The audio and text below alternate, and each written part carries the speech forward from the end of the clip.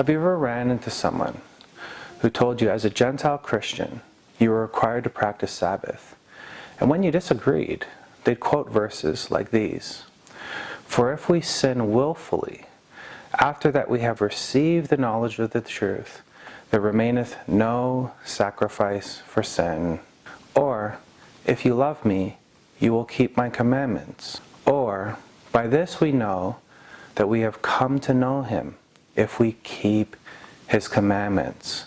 The one who says, I have come to know him, and does not keep his commandments is a liar, and the truth is not in him. These kinds of verses, and I am not quoting all of them, can terrify a new believing Gentile in Christ. And they just might start to get him practicing Sabbath just in case doing so means that he might go to hell, or to show God that he really loves him. Often a fresh believer will run to the Bible to find some support, to prove that they do not have to practice Sabbath. And one of the most obvious places they run is to Colossians 2:16-17, where it says, Therefore, no one is to act as your judge in regard to food or drink, or in respect to festival or new moon or Sabbath day, things which are a mere shadow of what is to come, but the substance belongs to Christ. Boom! The fresh, new Gentile believer thinks that this was a very easy argument to win. God's Spirit has empowered me. But then comes a clever, heretical argument. The Gnostics, who the Colossians were arguing with, were judging the Colossians for actually practicing the Sabbath. And Paul is actually telling them to stay the course and to not let their judgment by the Gnostics sway them into not practicing the Sabbath.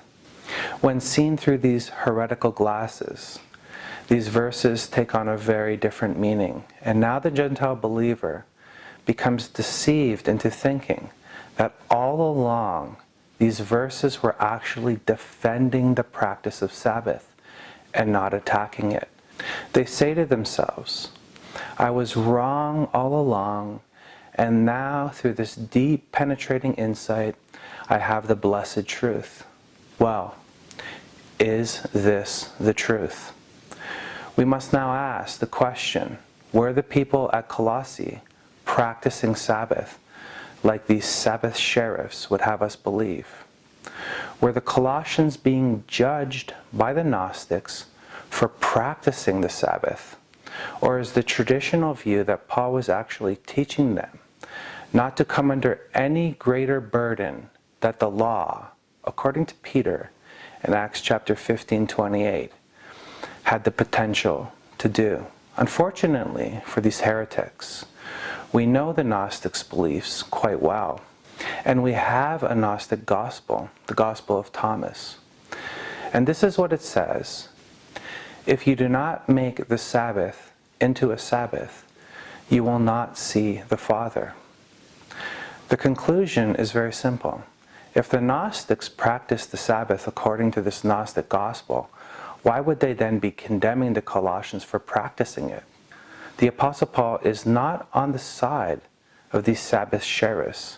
He's actually condemning them with these verses too.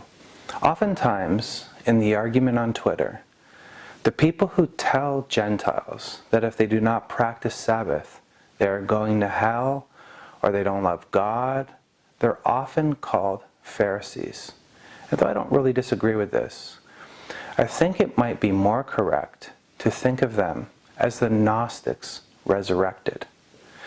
This argument can get quite complicated really fast, so I'll be doing about 3 or 4 videos on it.